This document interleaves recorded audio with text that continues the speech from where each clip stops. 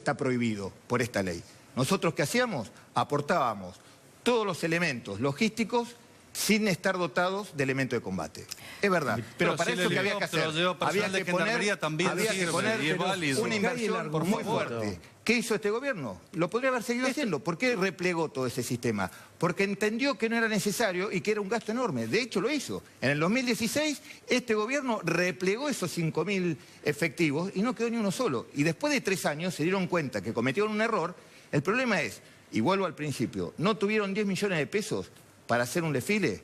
¿Podemos creer, después de todo lo que nos han mentido en este tiempo, que esto es para volver a implementar una movilización que es millonaria? Porque créame que no son 5.000 efectivos. Es los viáticos, el traslado, los 15 días que tienen que ir y que venir, y el señor Tomás lo sabe muy bien porque en esto tiene mucha experiencia. Es millonario. Entonces, ¿se puede hacer? Sí, se puede hacer y bienvenido sea. Lo podrían haber hecho. Lo podrían haber seguido haciendo en el 2016. Lo suspendieron por cuestiones presupuestarias, no por cuestiones ilegales. Lo suspendieron por cuestiones presupuestarias. No lo hicieron en 2016, 17, 18. Hoy se les viene el problema de la inseguridad encima. Y el diputado que es radical, mira, yo soy un hombre, intento ser un buen demócrata. Y por eso leo mucho a Perón, pero también leo mucho a Alfonsín. Alfonsín era muy claro. Muy claro. Decía que era una política de Estado separar lo que es defensa nacional de seguridad interior. Pero además, Alfonsín decía, no se puede consolidar la seguridad nacional pensando en la inseguridad de los connacionales. Es muy claro, es doctrina radical. Lo ha implementado Alfonsín. Y ha sido una política de Estado, Si hubo una política que todo el arco político de la Argentina hubo consenso, fue justamente en el rol de las Fuerzas Armadas. Y es mentira que las Fuerzas Armadas...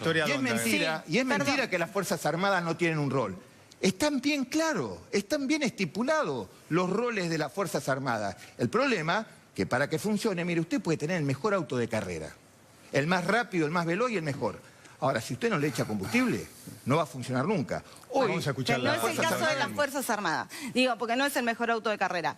Nosotros necesitamos reformular el rol de las Fuerzas Armadas y yo en eso estoy de acuerdo. Eso lo tenemos que hacer en un espacio democrático y el espacio para poder hacerlo es el Congreso de la Nación. No es un decreto que anula lo que dice además una ley. Porque lo que dice el señor tiene razón. La ley establece dos supuestos absolutamente excepcionales donde se puede prestar apoyo logístico. Y son supuestos excepcionales por un plazo breve. El supuesto excepcional de un plazo más largo es el estado de sitio. Y que yo sepa, hasta ahora Macri no declara estado de sitio.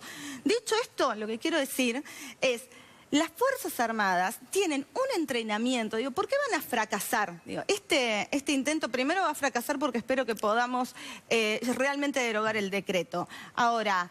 Además, si no lo pudiéramos hacer, ¿por qué van a fracasar y no van a tener suerte en no sé qué es lo que quieren hacer, pero no lo van a poder hacer con las Fuerzas Armadas? Las Fuerzas Armadas están entrenadas para otra cosa.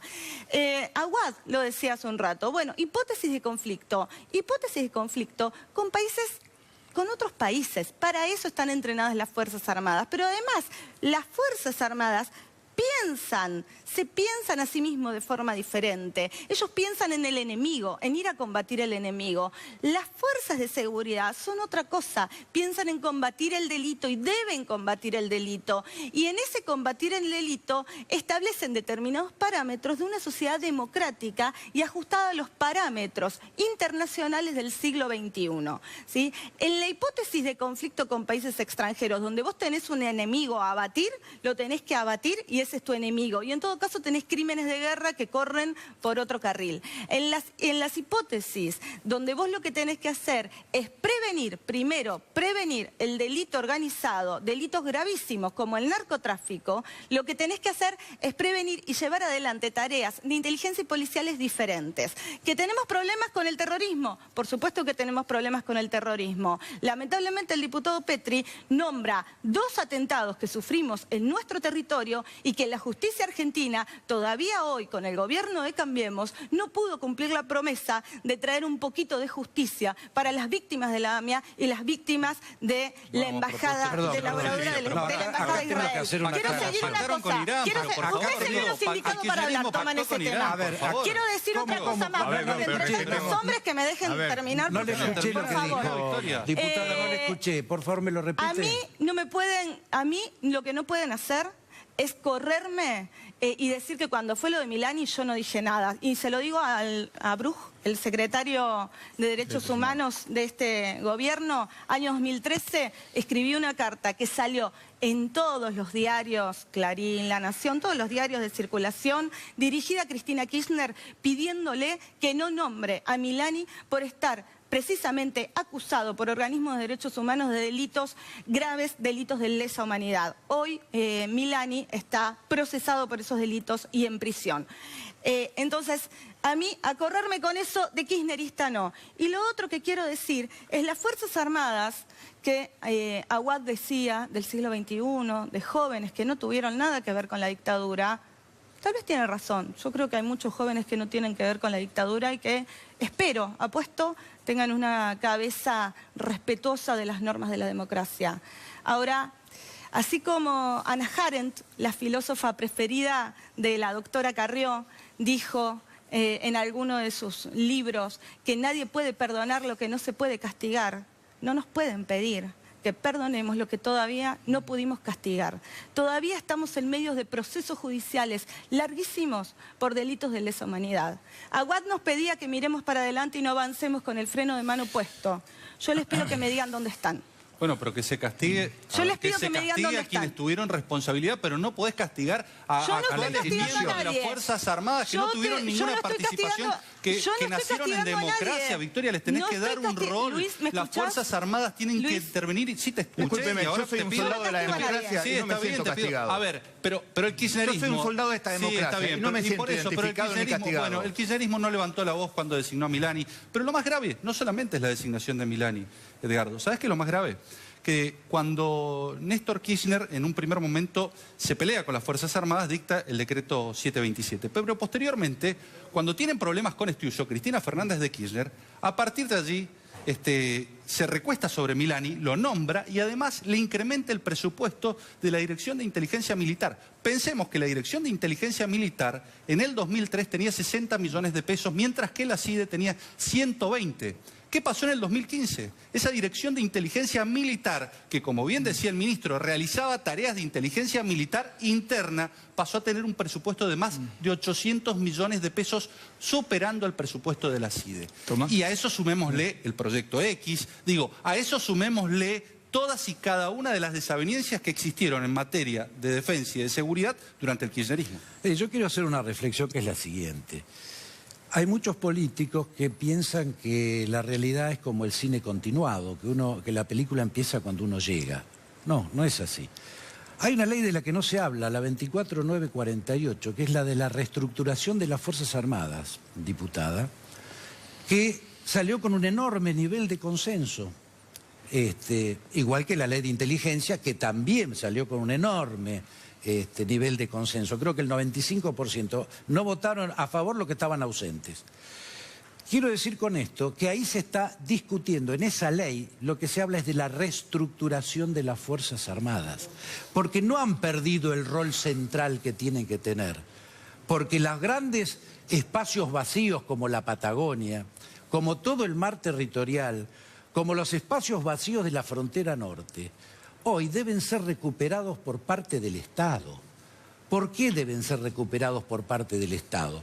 Porque si yo voy a dar cifras que son dramáticas, ustedes saben que el 60% de la Prefectura y la Gendarmería Nacional no está custodiando ni los ríos, ni nuestra plataforma continental, ni la frontera norte, porque están custodiando objetivos de la seguridad urbana en los grandes centros urbanos. Entonces, ¿quién controla? ¿Dónde está la presencia del Estado que hace a la defensa de nuestros intereses estratégicos en esas zonas que hoy son zonas calientes? Estoy un poco perdida, perdón. Yo no creo que... Que está perdida no lo dudo. No, pero estoy un poco perdida con usted. Usted en algún momento estuvo cerca de Menem, ¿no? Perdón, yo he sido y sigo siendo peronista. Fui miembro del gobierno de Menem. Gracias. No, esa era mi duda. Mire, no, porque mi duda, disculpe, quiero terminar. Mi duda, le voy a decir por qué estaba perdida. Su descalificación personal indica que no tiene argumentos. No es descalificación personal. Yo no la descualifico personalmente. No es descalificación personal. Y tendría elementos para hacerlo. Déjeme terminar de hablar, por favor. No es descalificación personal. Tenga respeto. No se preocupe, que tengo mucho respeto. Lo que voy a decir es muy concretito. Usted, el menemismo, el gobierno de Menem, fue el gobierno que más presupuesto le sacó a las Fuerzas Armadas. Esas Fuerzas Armadas que usted dice ahora que tienen que estar cuidando todo. También hubo un jefe de las Fuerzas Armadas de Menem que se llama Martín Balsa, que hizo la mayor autocrítica respecto de lo que fue la guerra sucia. Tenemos que cerrar. Escuchamos una cuestión. El principal rol de las Fuerzas Armadas no va a cambiar, está establecido por el artículo 2 de la Defensa, y es repeler y disuadir cualquier tipo de agresión que ponga en peligro la soberanía, la autodeterminación, la libertad y fundamentalmente la vida de los argentinos. Y a partir de allí se estructura todo el sistema de defensa nacional teniendo en cuenta los nuevos desafíos, teniendo en cuenta los ciberataques, teniendo en cuenta el terrorismo y teniendo en cuenta un mundo que exige nuevas Fuerzas Armadas. Mire, la verdad, le voy a hablar un soldado, ¿sí? Un soldado de esta democracia. Todas estas discusiones son muy técnicas y no es lo que la gente espera de nosotros ni lo que le interesa. La gente quiere saber, con el empleo de las Fuerzas Armadas, ¿podemos aumentar la capacidad para seguridad? La respuesta mía es sí. ¿Es lo conveniente? No. Yo le escuché al ministro decir que esto va a permitir mayor tecnología, mayor capacitación y mayor inversión, algo que no le creo en absoluto.